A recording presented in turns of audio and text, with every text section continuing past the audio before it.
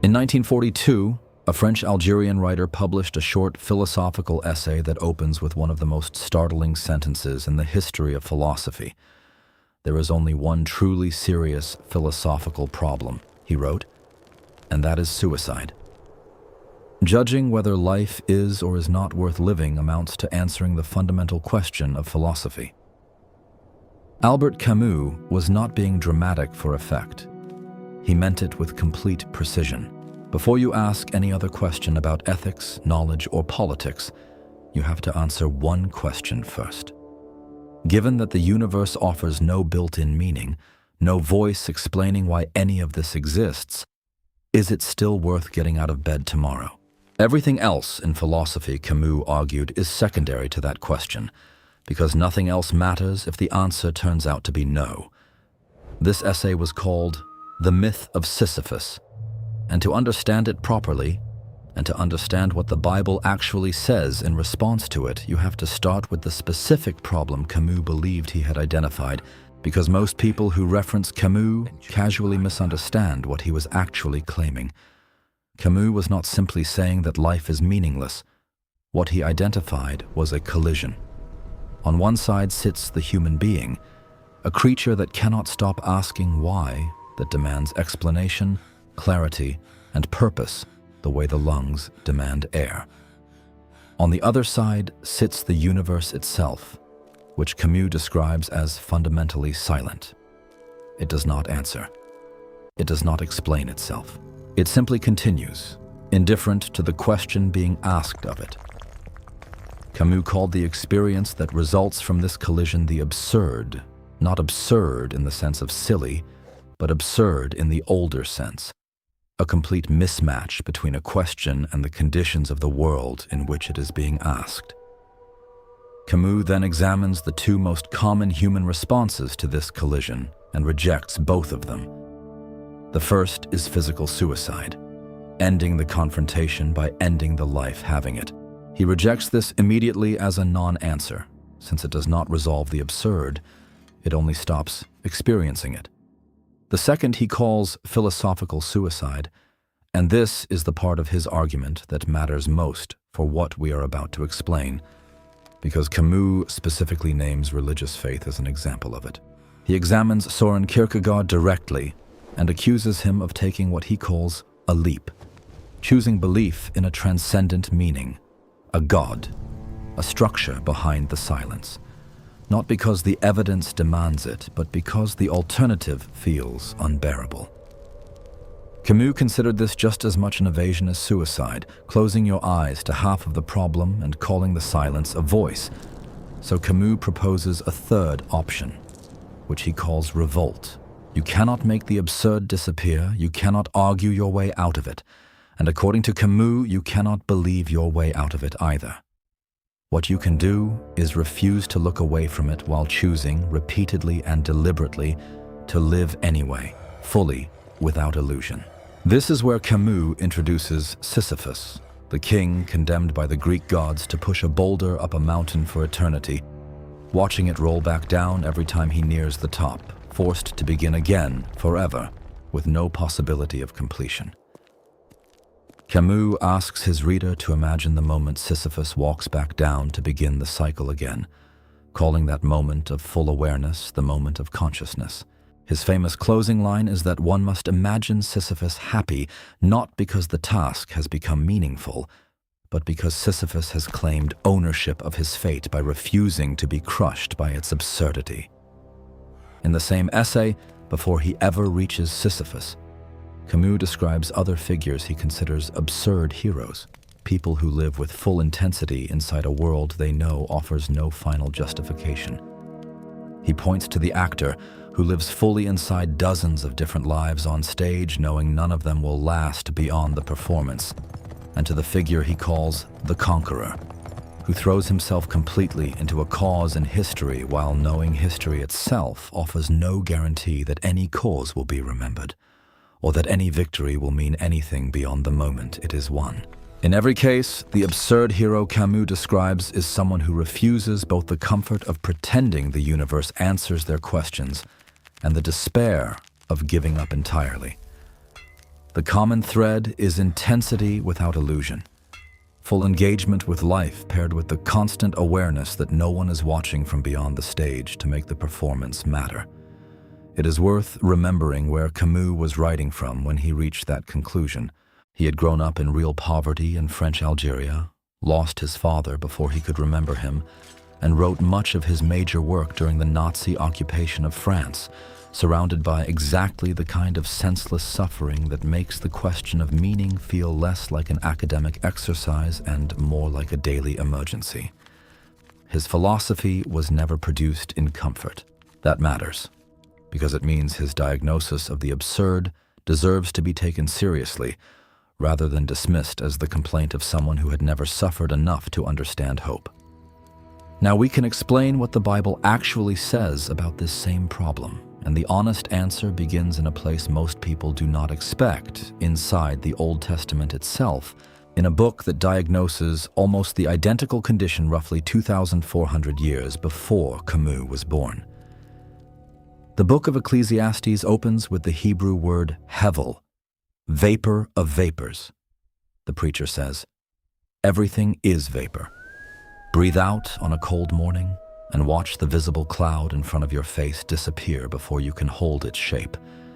That is the writer's claim about labor, about wisdom, about pleasure, about wealth, examined without comfortable shortcuts.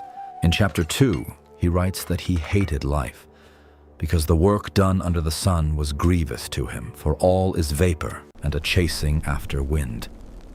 You cannot catch wind. The preacher spends 11 full chapters refusing to look away from that fact. The same refusal Camus would later demand of his own reader, observing that the same fate comes to the wise man and the fool alike, and that one generation passes while the earth remains exactly as it was. This honesty is not isolated to one book. The Bible contains an entire tradition of wrestling openly with God's apparent silence, and it is worth explaining this carefully because it shows that Scripture never treats the experience Camus described as foreign to faith. The book of Job is built entirely around a righteous man demanding an explanation for his suffering and receiving, for the overwhelming majority of the book, nothing but silence followed by friends offering bad answers, and a God who, when he finally speaks, does not actually answer the question Job asked directly. The prophet Habakkuk opens his short book with the words, "How long, Lord, must I call for help? But you do not listen, or cry out to you violence, but you do not save."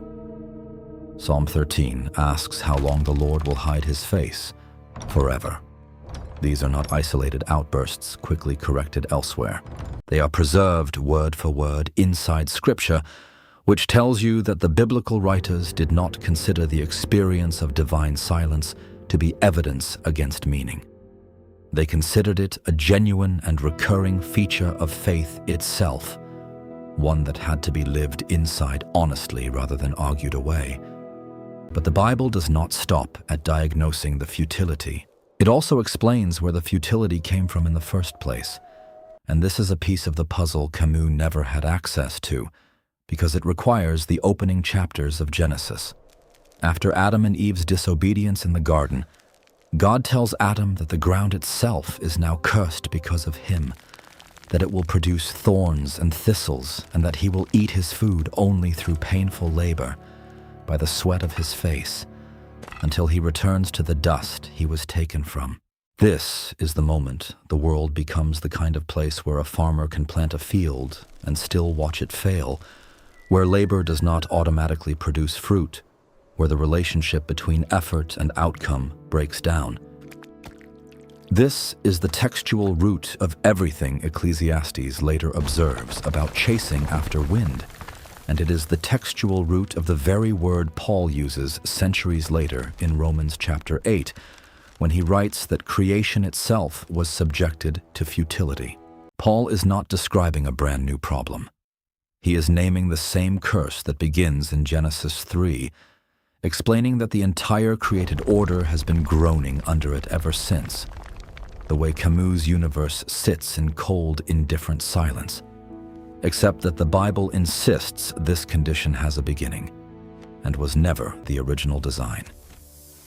Here is where the explanation has to go somewhere far more central than philosophy, because the deepest biblical engagement with exactly what Camus described does not happen in a book of wisdom literature or in the opening chapters of Genesis. It happens on a cross. In a single sentence, almost no one connects to this conversation, even though it is the most direct confrontation with the absurd that exists anywhere in religious history.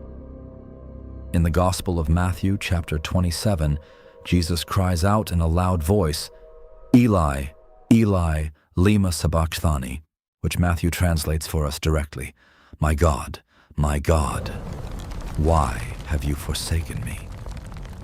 This is not a minor detail tucked into the crucifixion narrative. This is the eternal Son of God, in the moment of his deepest suffering, experiencing exactly what Camus called the silence, not discussed theoretically from a safe distance, but lived in real time on a cross, crying out to God and receiving no audible answer in return. Christianity does not explain away the absurd from outside it. At the very center of the Christian story, God himself, in the person of Jesus Christ, enters fully into the weight of that silence rather than simply commenting on it from a position of safety. Jesus is quoting Psalm 22 as he says this, a psalm that begins in that exact cry of abandonment and moves, verse by verse, toward trust restored. The cross holds both realities at once, the genuine experience of God's silence and the eventual answer to it, which is the part of the story that changes everything Camus argued. Because the crucifixion is not where the story ends. 3 days later, according to all 4 Gospels, the tomb is found empty, and Jesus is reported to be alive again, bodily, not as a metaphor for hope continuing in people's memory, but as a claim about a specific historical event that either happened or did not. Paul gives one of the earliest written accounts of this claim in his first letter to the Corinthians, listing named witnesses with striking specificity, that Christ appeared to Peter, then to the 12, then to more than 500 people at one time, most of whom, Paul adds, were still alive at the time he was writing and could be asked directly, and then to James, and finally to Paul himself. This is not the language of a comforting legend developing slowly over generations. It is the language of someone inviting his readers to go check the eyewitnesses themselves while they were still available to be questioned.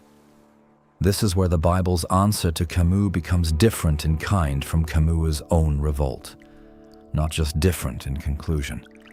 Paul writes in that same letter, using almost the exact vocabulary we have been tracing through this entire explanation, that if Christ has not been raised, your faith is futile. The Greek word there, Messiah, comes from the same word family used in the Greek translation of the Hebrew Hevel in Ecclesiastes, and the same word Paul uses elsewhere for creation subjected to futility. Paul is explicitly saying that without the resurrection, Christian faith collapses into exactly the same vapor, the same chasing after wind that the preacher described, and that Camus later diagnosed philosophically. Paul does not treat the resurrection as a comforting decoration added on top of an otherwise abstract philosophy. He stakes the entire faith on it being a real, checkable, historical event. If it did not happen, he writes plainly, we are of all people most to be pitied. This is the structural difference between Camus's revolt and the Christian answer to the absurd, and it deserves to be explained with complete honesty rather than glossed over. Camus' revolt is a choice, an act of will performed in the face of a silence he believes will never be broken. There is no claim of evidence behind it, only a decision to keep living with dignity inside an unbroken silence.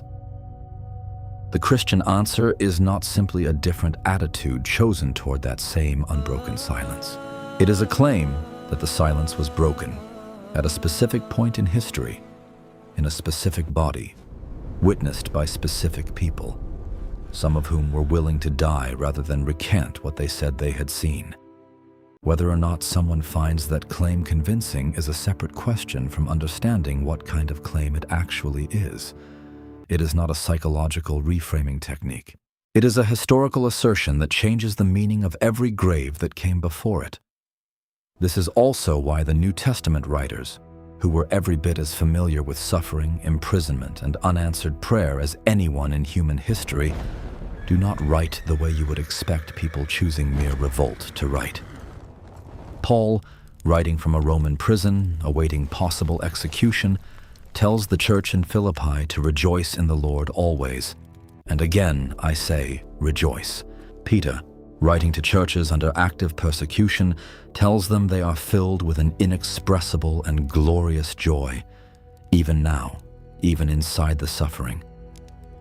This is not Sisyphus gritting his teeth at the base of the mountain and deciding to feel content about the boulder. This is people who believed, based on a specific claim about a specific empty tomb, that the final word over every grave had already been spoken, and that the word was life, not silence. Paul makes the connection explicit in Romans chapter 8, using the same futility language traced through this entire explanation. Creation itself was subjected to futility, he writes, not willingly, but because of the one who subjected it, in hope. The futility, the vapor, the chasing after wind is not denied. It is named directly and taken seriously, and now we can see its full shape, beginning in the curse of Genesis 3, echoed through the preacher's observations in Ecclesiastes, and named outright by Paul centuries later. But it is explained as a temporary subjection rather than a permanent verdict, and the hope Paul describes is not abstract optimism. He grounds it explicitly in the resurrection of Jesus a few verses earlier, arguing that the same Spirit who raised Christ from the dead will give life to mortal bodies, and that what is happening now, the groaning, the futility, the absurd, is being compared to labor pains, real pain pointing toward a real birth rather than pain pointing toward nothing at all. This is also where the figure of Sisyphus reveals its limits most clearly. Camus asks his reader to imagine Sisyphus happy at the bottom of the mountain, not because anything has changed about his situation, but because he has accepted that nothing ever will. The Bible's ending in Revelation chapter 21 is the opposite kind of ending. It does not ask the reader to find peace inside an eternal, unchanging cycle. It describes an actual change, a new heaven and a new earth, God himself dwelling with his people, and a promise stated in the most direct language available. He will wipe every tear from their eyes. Death shall be no more. Neither shall there be mourning, nor crying, nor pain anymore, for the former things have passed away. That is not a boulder that keeps rolling back down forever.